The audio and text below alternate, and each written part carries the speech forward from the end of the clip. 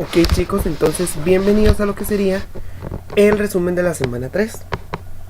En esta semana hicimos entonces un cambio completo de temas y entramos a hablar propiamente a todo lo que son características de las células, de lo cual vamos a seguir hablando durante la semana 4 y la semana 5.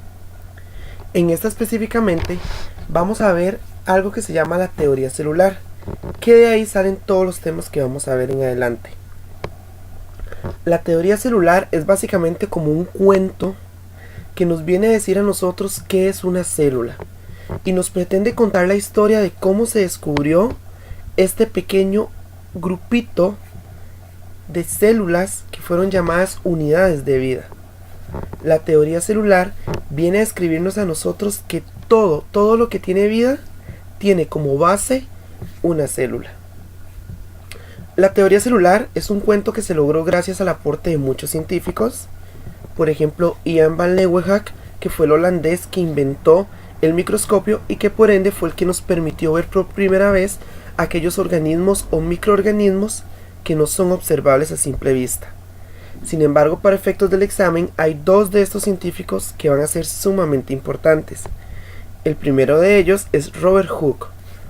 Robert Hooke fue el primero que utilizó el microscopio para observar unas pequeñas bolitas que él veía que tenían una forma muy característica y a las que llamó células. O sea que Robert Hooke es la persona que descubrió la célula. Años después, cuando ya se sabía que existían las células, aparece Robert Brown. Y Robert Brown descubre que dentro de estas células hay una bolita más chiquitita. Y a eso le llama núcleo. O sea, Robert Hooke descubrió la célula y Robert Brown descubrió el núcleo. Al final de todos estos descubrimientos apareció un señor que se apellida Virchow, y Virchow fue el que inventó como tal la teoría celular. Según Virchow, la teoría celular se basa en tres ideas principales. La primera idea dice que las células son la unidad anatómica o unidad estructural. Esto quiere decir que todos los organismos que tienen vida están hechos de células, que todos los organismos se construyen por la unión de células y que todas las partes de nuestro cuerpo están hechas de células. El segundo postulado es la unidad fisiológica o funcional, y lo que nos explica es que todas las funciones que hace un organismo vivo las puede hacer gracias a la presencia de células.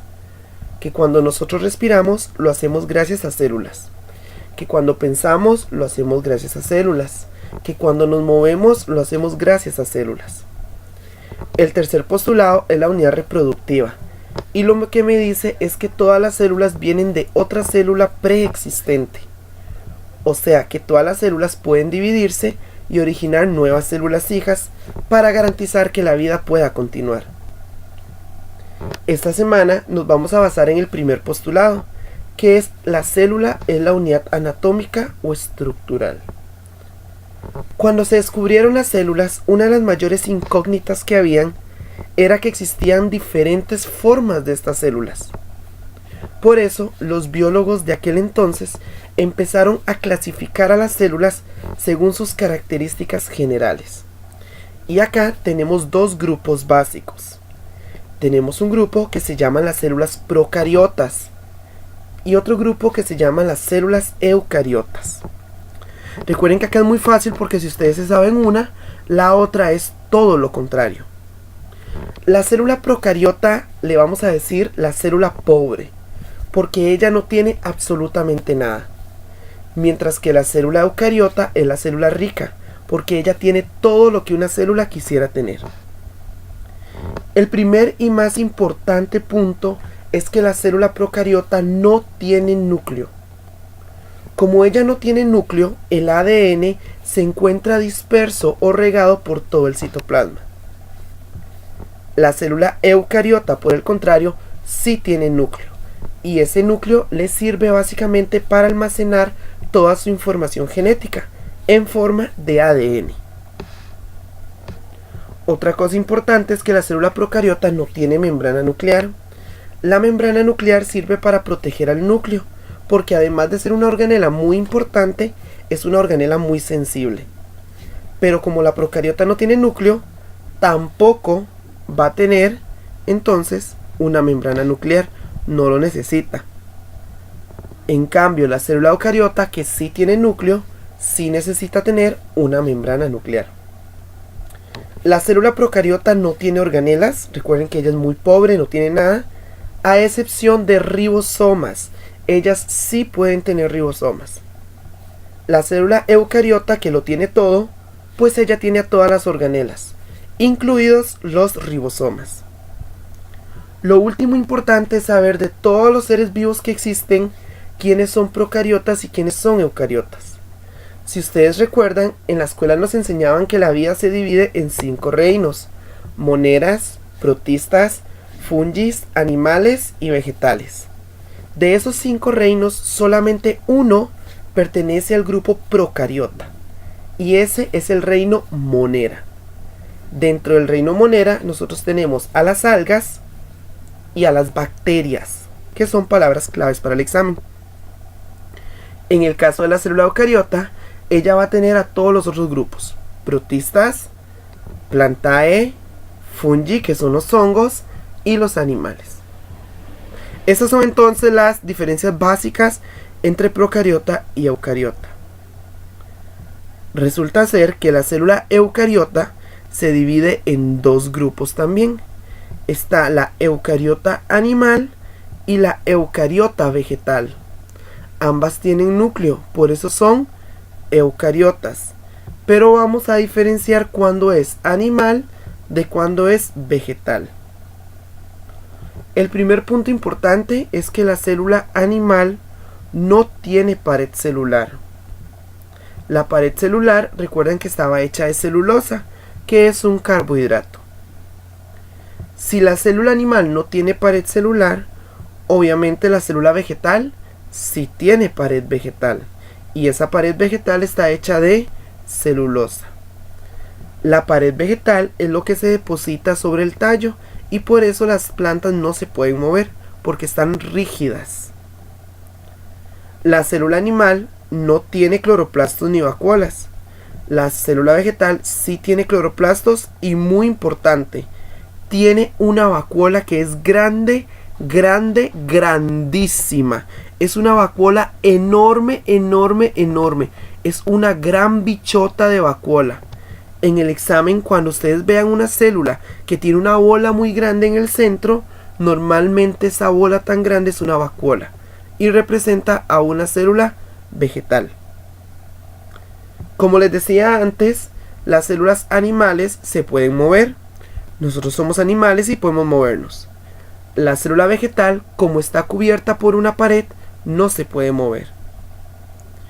El último punto importante es cómo nos alimentamos. Los animales tenemos que comernos a alguien más, ya sea a otro animal o a una planta, y por eso nos llamamos heterótrofos. Las plantas, por el contrario, pueden fabricar su propio alimento y autoalimentarse. Entonces ellas se llaman autótrofas. Con eso entonces ya podemos diferenciar cuándo la célula es animal de cuándo es vegetal. Las células eucariotas entonces se caracterizaban por tener organelas, y eso es lo que vamos a ver a continuación. En total existen 11 organelas, que son las que deben saber. Organela número 1, el núcleo. El núcleo es probablemente de las organelas más importantes para una célula. Normalmente lo podemos encontrar en el centro de la célula, y va a tener una forma completamente redondeada. Como este núcleo es tan importante, va a estar cubierto por una membrana nuclear, pues él almacena el ADN. El ADN es la información genética de las células y es lo que controla las funciones celulares. Por eso el núcleo es conocido como el cerebro de la célula, porque controla todos los procesos que en ella van a suceder. La organela número 2 son los ribosomas. Los ribosomas son pequeños puntitos que se encuentran a la par del núcleo y pegados al retículo endoplasmático. Estos pequeños ribosomas los vamos a ver completamente cubiertos de ARN. Si ustedes recuerdan, el ARN tenía como función la síntesis de proteínas. Pues el ARN se encuentra en los ribosomas porque los ribosomas funcionan como un taller donde el ARN puede construir las proteínas que nuestro cuerpo necesita. La organela número 3 son los retículos endoplasmáticos, que existen dos: retículo endoplasmático liso y retículo endoplasmático rugoso. La única diferencia entre uno y otro es que el retículo endoplasmático rugoso tiene ribosomas. El retículo endoplasmático liso no los tiene. Estos retículos tienen una forma de laberinto o carretera, que de hecho es la forma más fácil de describir su función, pues ellos son los encargados de transportar las sustancias de la célula, especialmente las proteínas que se estén fabricando. La organela número 4 es el aparato de Golgi, que recuerden que se puede parecer mucho a los retículos, pero el aparato de Golgi siempre va a tener un montón de burbujitas alrededor, que se conocen como vesículas. El aparato de Golgi principalmente le va a servir a la célula para almacenar durante un tiempo las cosas que está produciendo, pero también para empaquetarlas, y una vez que están empaquetadas pueden ser distribuidas a lo largo del cuerpo. La organela número 5 es la mitocondria, que la mitocondria tiene dos membranas, una membrana externa y una membrana interna. La mitocondria es conocida como el motor de la célula, pues ella lo que hace es tomar la materia orgánica, que básicamente la materia orgánica son todos los alimentos que consumimos, y los convierte en energía. Cuando nosotros hablamos de energía en biología no decimos energía, decimos ATP. ATP es la energía de la célula. Ese proceso mediante el cual la mitocondria convierte alimentos en ATP se conoce como la respiración celular, que lo vamos a ver detalladamente en 2 semanas. La organela número 6 es el cloroplasto, que únicamente la vamos a encontrar en las células eucariotas vegetales. El cloroplasto se caracteriza por estar lleno de clorofila. Eso participa en la coloración verde de las plantas. La clorofila puede captar la luz, y a partir de eso es que en el cloroplasto se va a dar el proceso tan famoso que conocemos como fotosíntesis. La organela 7 es el lisosoma, que el lisosoma es vulgarmente conocido como el estómago de la célula. ¿Para qué sirve normalmente nuestro estómago? Exactamente, para llevar a cabo los procesos de digestión. El lisosoma produce enzimas y esas enzimas degradan los alimentos en la célula. Por eso el lisosoma es el encargado de la digestión enzimática. Como número 8 tenemos el centrosoma, que el centrosoma son como unos conductillos o unos tubitos muy delgaditos que aparecen en la célula solo cuando ella se va a dividir, pues la función principal de estos centrosomas es dar origen a los centriolos, y los centriolos son los encargados de que la célula pueda dividirse para originar nuevas células hijas, tema que vamos a tratar la siguiente semana. La número 9 es la vacuola, y recuerden que la vacuola normalmente es característica de la célula vegetal y es sumamente grande, es una gran bichota. La vacuola tiene forma de saco o forma como de cajoncito y va a servir para almacenar principalmente agua, aunque también puede almacenar algunas sustancias sólidas. La número 10 es la pared celular, que también va a estar presente solamente en las células eucariotas vegetales y está hecha de celulosa, que es un carbohidrato, y su función principal es darle soporte y hacer que la célula vegetal sea muy rígida y que por eso no se pueda mover. La última organela es la membrana celular, que está hecha por una doble capa de lípidos con unas cuantas proteínas incrustadas. La membrana es sumamente importante para la célula, pues es la encargada de protegerla. La forma en la que la membrana protege a la célula es porque ella puede decidir qué sustancias entran y qué sustancias salen de la célula. Y de hecho, el siguiente tema que vamos a ver parte de la membrana celular, y es el tema de transportes membranales, en el que lo que vamos a evaluar es cómo es que una sustancia puede moverse de afuera hacia adentro de la célula o de adentro hacia afuera.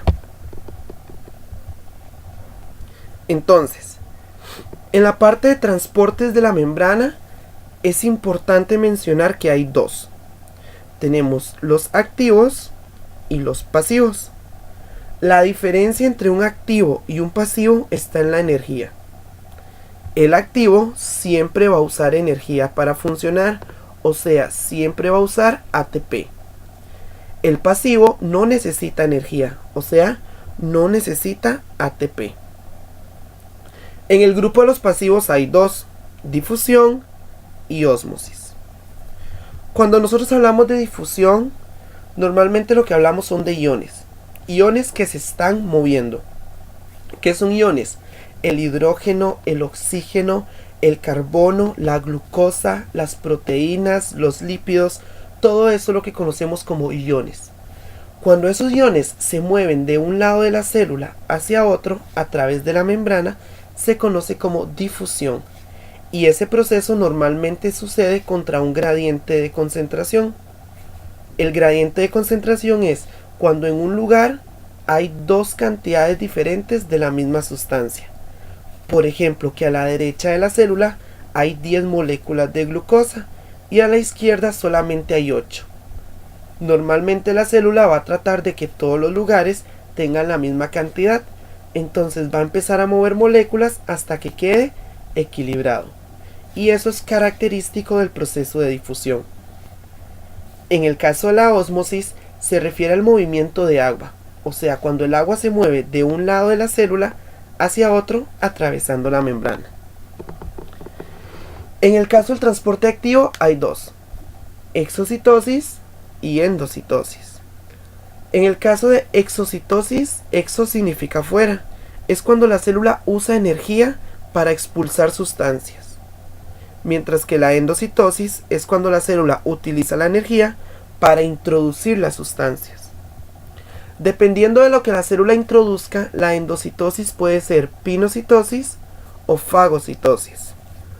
Pinocitosis es cuando la célula introduce líquido, o sea, cuando la célula está bebiendo algo. Mientras que fagocitosis es cuando introduce cosas sólidas, como por ejemplo bacterias, virus, hongos o parásitos. Y eso sería lo más importante a nivel de transportes. A continuación, entonces, para cerrar con la clase de hoy, vamos a hablar de lo que es el virus. Recuerden que algo muy importante es que el virus no es un organismo vivo, porque no respira, porque no crece, porque no se puede alimentar. Lo único que el virus sabe hacer es reproducirse. Y para reproducirse igual tiene que estar dentro de una célula. Por sí mismo él no puede hacer nada.